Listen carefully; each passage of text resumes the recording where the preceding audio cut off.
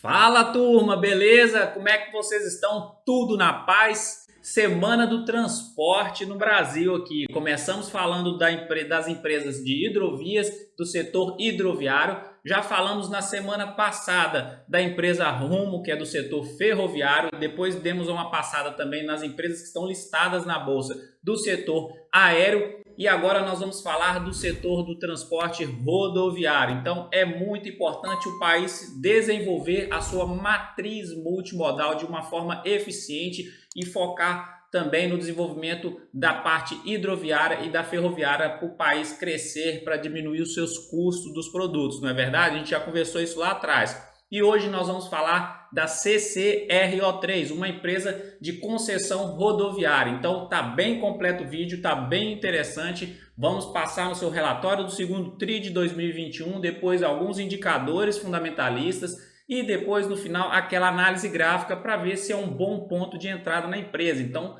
tá interessante. Os outros vídeos eu vou deixar ao longo do vídeo os links para você acessar e fechar e ver todos os vídeos para você escolher, caso você queira colocar uma empresa do setor de transporte na sua carteira, qual que é aquela que mais se encaixa na sua filosofia de investimento, beleza? Então bora lá, CCRO3. Então, para você que não conhece essa empresa, o Grupo CCR é uma das maiores companhias de concessão de infraestrutura da América Latina, com atuação nos segmentos de rodovias, mobilidade urbana, aeroportos e serviços. Esse grupo ele trabalha com 4 núcleos de negócios responsáveis pela gestão tanto dos atuais quanto dos novos negócios. Quais são esses 4 grupos?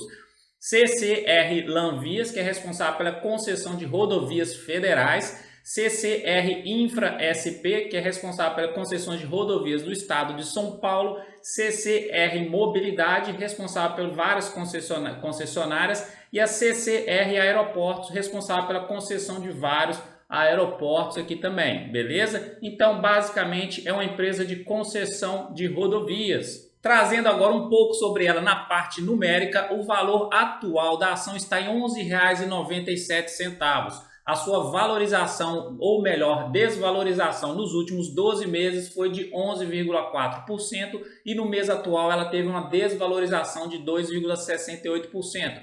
Seu dividend yield dos últimos 12 meses foi de 2,29% e você recebeu então 27 centavos de dividendos por conta de uma ação que você tem dessa empresa. O free float é de 55,23, quantidade de ações que estão disponíveis no mercado para serem negociadas, e o dividend yield histórico dela, na média hoje, é de 5,05, então é uma média até razoável aí no longo prazo e agora está nesses 2,29 aqui. O PL atual dela é de 35,13, um PL um pouco elevado, e a sua média é de 33,78. Então, o PL está um pouco elevado e o preço sobre valor patrimonial é de 2,95. O mercado está disposto a pagar quase 3 vezes a mais que ela tem de valor patrimonial e a sua média histórica é de 5,46. Trazendo os resultados do segundo trimestre de 2021, ela teve um aumento de receita líquida na casa de 31,7% em relação ao segundo TRI de 2020.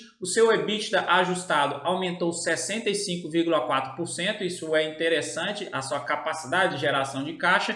O seu lucro líquido teve uma diminuição, na verdade, do seu prejuízo. Estava com um prejuízo de 142 milhões no segundo TRI de 2020, passou para um prejuízo agora de 44 milhões. Então, diminuiu o seu prejuízo, na verdade, beleza? A margem bruta, que é um indicador de eficiência da empresa, atualmente é 38,33 e a sua média é de 43,85. 38 é uma boa margem bruta e ela consegue manter essa margem bem próximo da sua média histórica. O ROI, que seria um indicador de rentabilidade, hoje está em 8,39% e a média histórica é de 24,01%.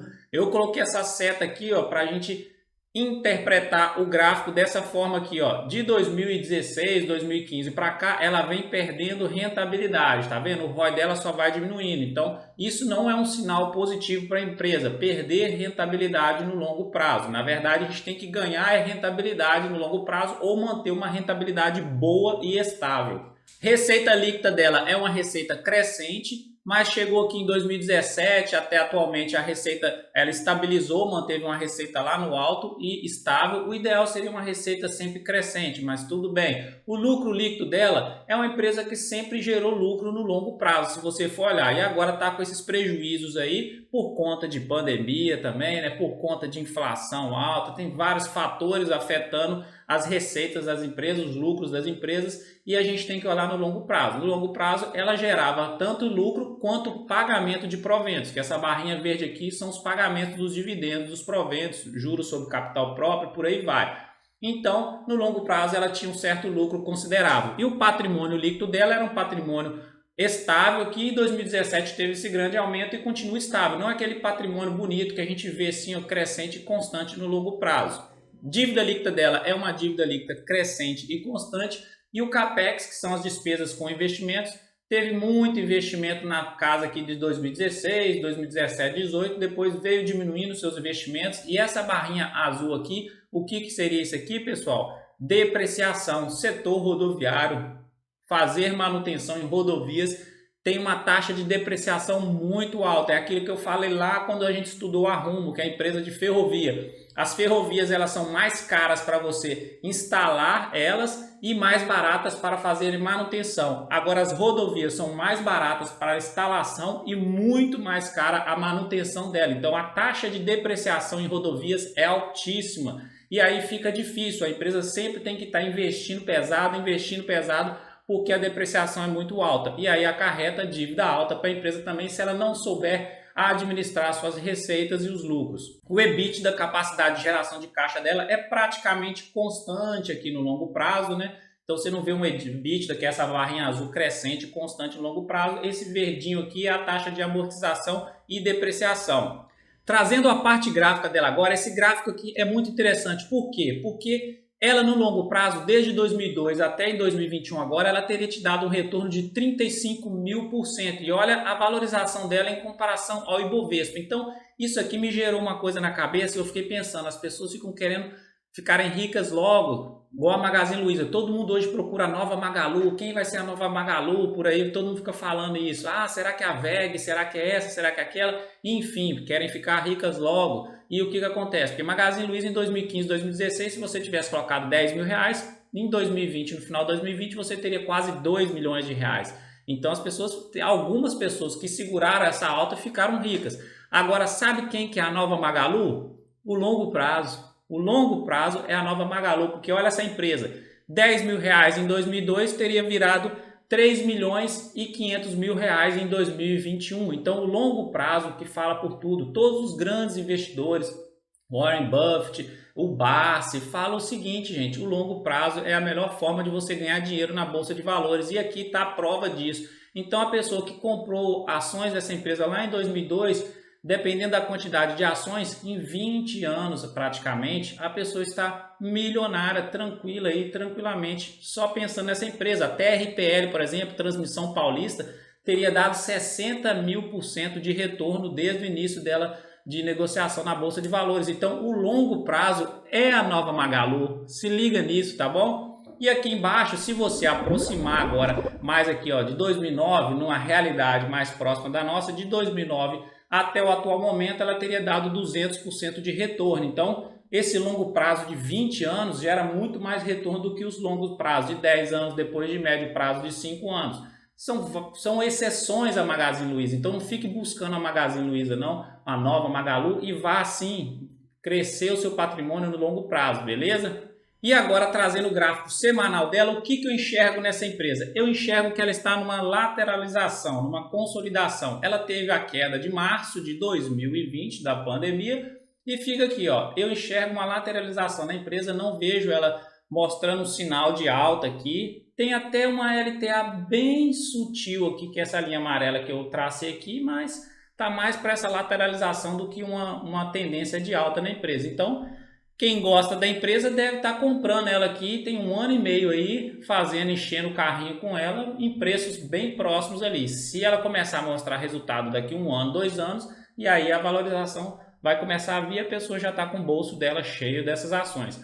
O MACD dela aqui embaixo, o que eu enxergo? O MACD realmente ele vem nessa crescimentozinho aqui, nessa retomada, nessa recuperação dele. já está passando por positivo aqui agora, mas aqui a gente percebe que a azul passou para baixo da laranja, sinaliza uma possível tendência de baixa, mas eu acho que ela vai segurar nessa LTAzinha aqui, meio morna dela aqui, ou então vai voltar no máximo, vir aqui embaixo dentro desse retângulo da consolidação dela e voltar aí para sua consolidação tranquilamente.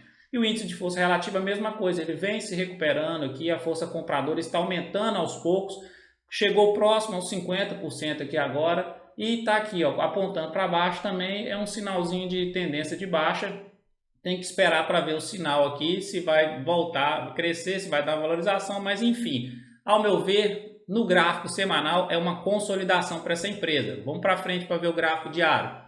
Já no gráfico diário dela, pegando o curto prazo, ela veio nessa tendência de baixa aqui de curto prazo, desde julho aproximadamente, e aí desceu, rompeu essa LTB dela aqui, chegou nesse suporte, rompeu, cresceu um pouco, fez esse topozinho aqui agora. O importante é o seguinte, ela parar de descer aqui agora, segurar aqui, fazer um fundo maior do que esse fundo anterior e vir aqui, ó, e romper esse topo e aí fazer um topo maior do que o topo anterior. Aí sinalizaria uma reversão de tendência no gráfico diário, aí no gráfico de curto prazo, beleza? E aqui embaixo o MACD dela também mostra que a azul cruzou por cima da laranja, sinalizando uma reversão para alta e continua aqui, vem beliscando aqui agora, fechando a boquinha de pato que eu gosto de falar aqui e tem que ficar de olho nisso aqui, ela não pode cruzar para baixo de novo. E o índice de força relativa, mesma coisa, chegou aqui em cima nos 50%, perdeu força, a força compradora não conseguiu ganhar e está apontando para baixo, ou seja, a força vendedora está mais forte no atual momento da empresa. Então essa empresa, o que eu tenho para falar com ela? Está gerando uns prejuízos agora no curto prazo, se você for olhar aí da pandemia para cá, está gerando prejuízo, então não está tendo lucro, mas no longo prazo ela entregou tanto retornos de proventos quanto de lucro para os seus acionistas. O patrimônio dela não é aquele patrimônio bonito, crescente, a receita dela até uma receita considerável, a capacidade de caixa dela é uma capacidade mais estável, não é crescente, constante.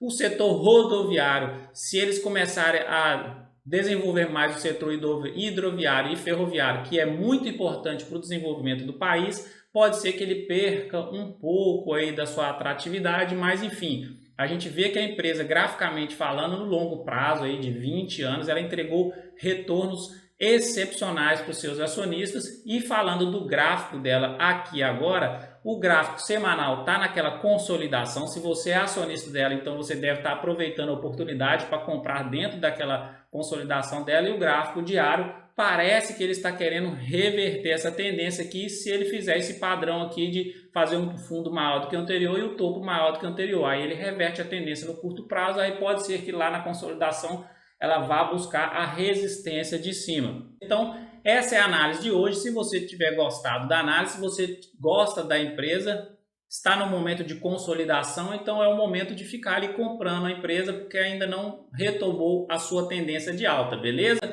Então é isso, gostou desse vídeo? Ó, aquele like aí esperto pra gente. Já se inscreva no canal se você ainda não se inscreveu e gostou desse conteúdo, mas para isso ative esse sininho de notificação aí, senão você não recebe nada. Não vai adiantar você só se inscrever e aí você vai ter que ficar gastando tempo procurando os vídeos. Então o sininho de notificação é muito importante, beleza? Então, aquele grande abraço, fique com Deus, até o próximo vídeo e tchau!